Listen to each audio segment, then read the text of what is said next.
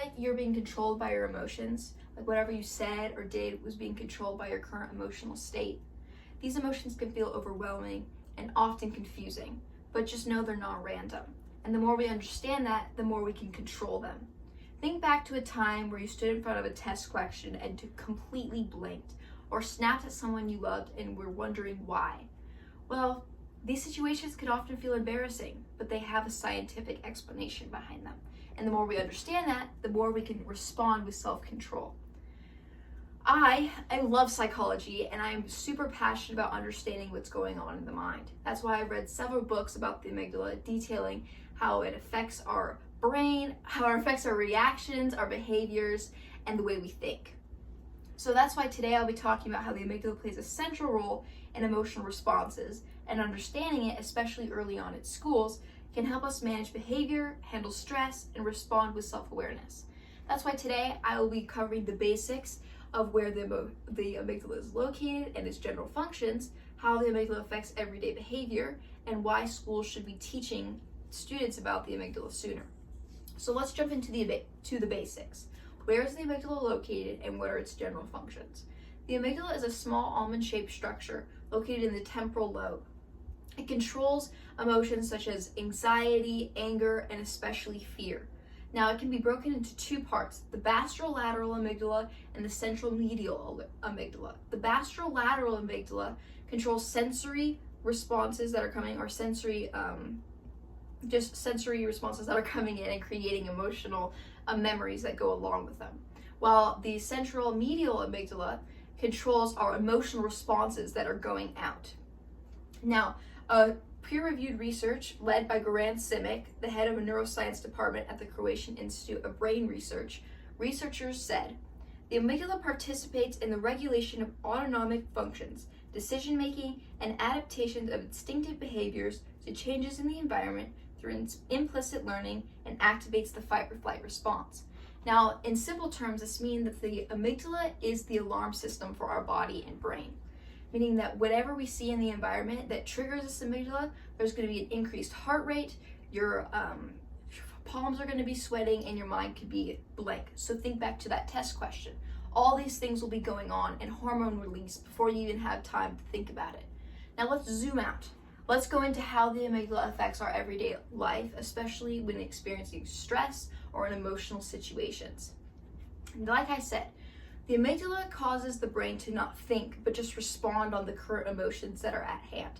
And those who have experienced trauma means they have an overly active amygdala, meaning they just respond with their emotions because their amygdala thinks it's protecting them.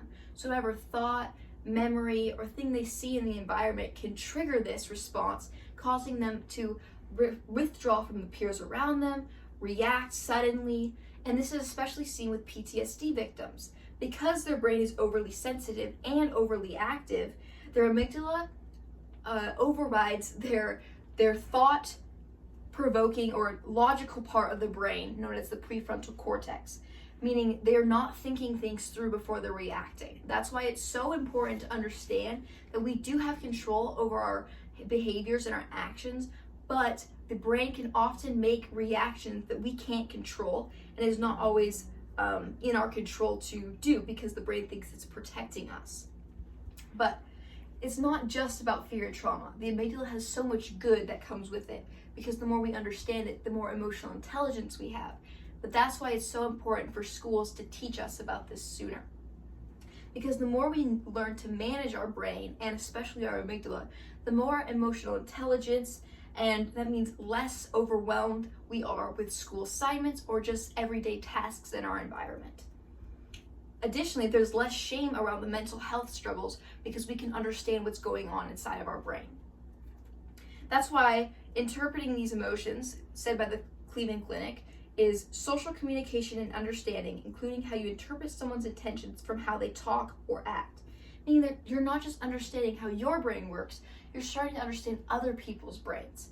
So that opens up relationships to being more thoughtful and more just genuine rather than surface level, and you're not caring about each other because you still haven't figured out what's going on inside your own brain.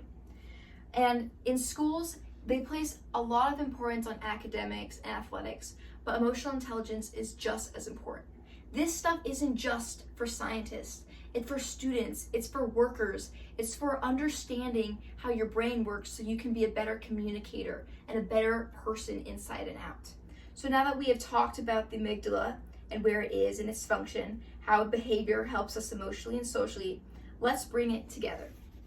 The amygdala plays a central role in the emotional responses, and understanding it, especially in school environments, helps behavior, handle stress, and respond with social awareness. If this little part of our brain can affect us this much, we should start to understand it and start to be able to control and respond with self-awareness. Now, starting to understand it is going to be a little bit hard, but once we do, we can respond rather than just react to our social surroundings and whatever social or environmental challenges that arise, with confidence and with compassion. So thank you for listening to my speech.